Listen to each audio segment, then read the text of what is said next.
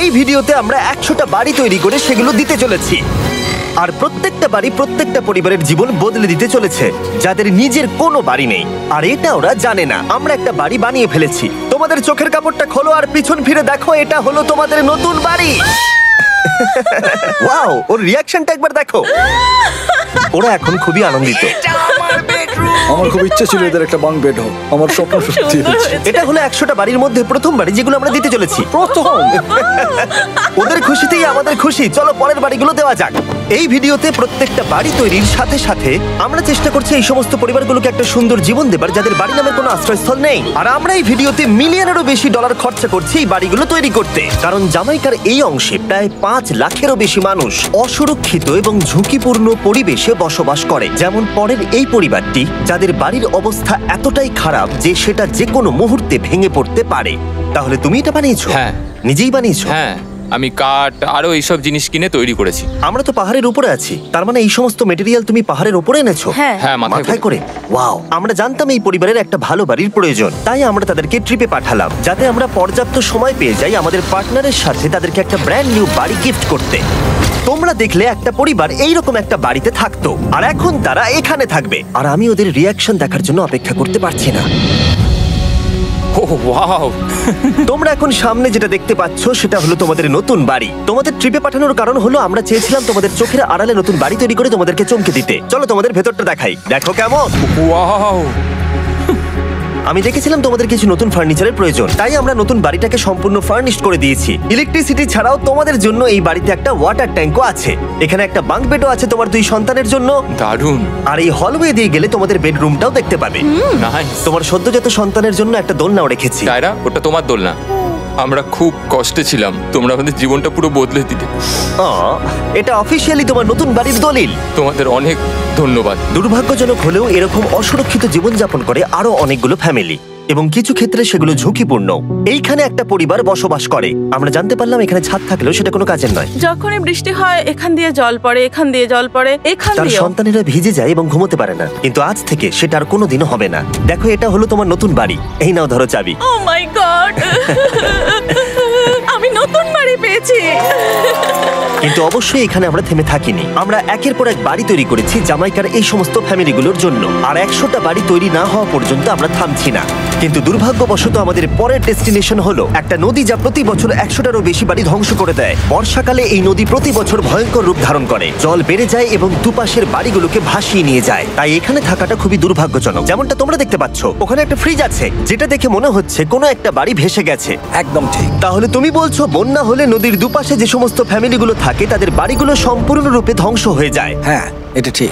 সেই কারণেই আমরা এখান থেকে অনেকটা দূরে এই সম্প্রদায়ের জন্য অনেকগুলো বাড়ি তৈরি করেছি। মজা করছি না? আমরা দিতে চলেছি এই বাড়িটা, এই বাড়িটা, এই বাড়িটা, এই বাড়িটা, এই বাড়িটা, এই বাড়িটা, এই বাড়িটা এবং অনেকগুলো বাড়ি। তাই আমরা শুরু করলাম মারিয়া এবং তার মেয়েকে দিয়ে, যাদের আগের বাড়িটা বর্ষাকালে নদীর জল বেড়ে যাওয়ার কারণে সম্পূর্ণ ধ্বংস হয়ে গেছিল।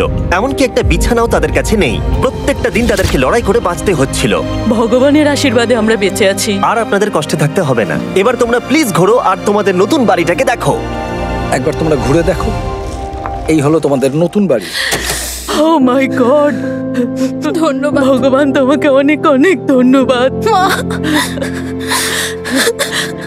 অনেক অনেক ধন্যবাদ। আরে ঠিক আছে, চলো ভেতরে যাওয়া যাক। ও, তুমি আমাকে হাত করতে চলো, চাও? চলো ভেতরে যাও।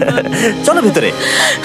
কি সুন্দর! আর ওরা যখন নিজের বাড়িতে ঘুরছিল তখন ওরা জানতো না এই বাড়িটা ওদেরকে ফ্রিতে দেওয়া হচ্ছে। সারপ্রাইজটা কি বলনি? না। আরে সারপ্রাইজটা ওদেরকে বলে দাও। তোমাদের টাকা দিতে হবে, এই পুরো বাড়িটা তোমাদের। সৃষ্টিকর্তাকে অনেক অনেক ধন্যবাদ। নতুন বাড়ির জন্য অভিনন্দন। তোমাকে অনেক ধন্যবাদ। এটা ফ্রি শুনে ওরা খুবই খুশি হয়েছে। আমি কি এখানে শুতে পারি? হ্যাঁ, তুমি শুতে পারো। ও, আমার এখানে ঘুমোতে ইচ্ছে করছে।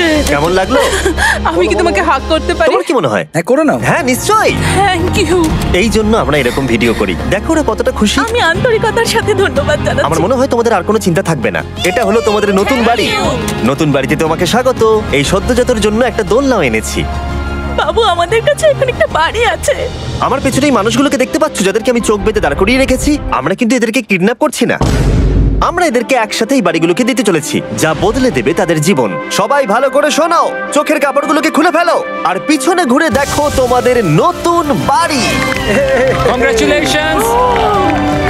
এটাকে সত্যি বিনামূল্যে দিচ্ছ? বাড়িটা দেওয়ার জন্য থ্যাংক ইউ জিমি।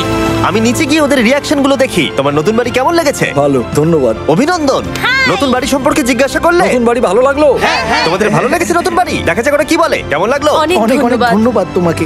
হ্যাঁ, ধন্যবাদ। তোমাদের তাহলে পছন্দ? এখন রয়েছে শেষ বাড়িটা। নতুন বাড়ি কেমন লাগলো? খুব ভালো। আমি কি এনার সাথে একটা ফটো তুলতে পারি? হ্যাঁ হ্যাঁ অবশ্যই। আমি ফটোর থেকেও বেশি কিছু ভেবে রেখেছি। তুমি কি ওকে ফুটবলের ব্যাপারে কিছু বলেছো? তুমি এনার সাথে ফুটবল খেলতে চাও? হ্যাঁ। বাহ, খুব ভালো। কারণ আমরা শুধু এই সম্প্রদায়কে বাড়ি দিচ্ছি না, তার সাথে আমরা দিচ্ছি এই বিশাল বড় ফুটবল মাঠটাও। আর সব থেকে ভালো ব্যাপার হলো 100-রও বেশি বাচ্চা অপেক্ষা করছে। আমরা তাদেরকে সারপ্রাইজ দেবো। আর তারা খুবই আনন্দিত হলো এই বিশাল বড় ফুটবল মাঠটাকে দেখে। চলো ফুটবল খেলা যাক। যাও নতুন মাঠে তোমরা খেলো, যাও মজা করো। নতুন ফুটবল মাঠের সাথে আমরা ফুটবল ইকুইপমেন্টসও বাচ্চাদেরকে দিচ্ছি। তোমরা কিন্তু এই নতুন মাঠে খুব মজা করে খেলবে। কিন্তু ফুটবল মাঠটাই ওদের কাছে যথেষ্ট ছিল না, কারণ সমস্ত বাচ্চারা ফেস্টিভ্যালস এর ডিমান্ড করতে শুরু করলো। এই নাও ফেস্টিভ্যালস। ওরা সত্যি ফেস্টিভ্যাল খুব পছন্দ করে। মনে হচ্ছে আরো ফেস্টিভ্যালস আমাকে নিয়ে আসতে হবে। হ্যার সিজন থেকেও ভালো। এটা 100% সত্যি। ও যা বলছে তার সাথে আমি সহমত। কিন্তু এই সম্প্রদায় ছাড়াও এল সালভাডোরে এমন অনেক পরিবার রয়েছে যাদের সুরক্ষিত বাড়ির প্রয়োজন আছে। তাই আমরা যথাসম্ভব চেষ্টা করছি তাদেরকে নতুন বাড়ি উপহার দেবার। কিন্তু আমরা এখন অর্ধেক পার করেছি। আর্জেন্টিনার এই ছোট্ট সম্প্রদায়েরও বাড়ির প্রয়োজন রয়েছে। আর আমরা সেখানেও একের পর এক বাড়ি তৈরি করে গেছি, যাতে সেখানকার প্রতিটা বাচ্চা একটা সুরক্ষিত জায়গায় বসবাস করে বড় হয়ে উঠতে পারে। এখানেই আমাদের যাত্রা শেষ নয়। তাই আমাদের পরের গন্তব্য হলো মেক্সিকো। সেখানকার সম্প্রদায়ের জন্য আমরা একের পর এক বাড়ি তৈরি করে গেলাম।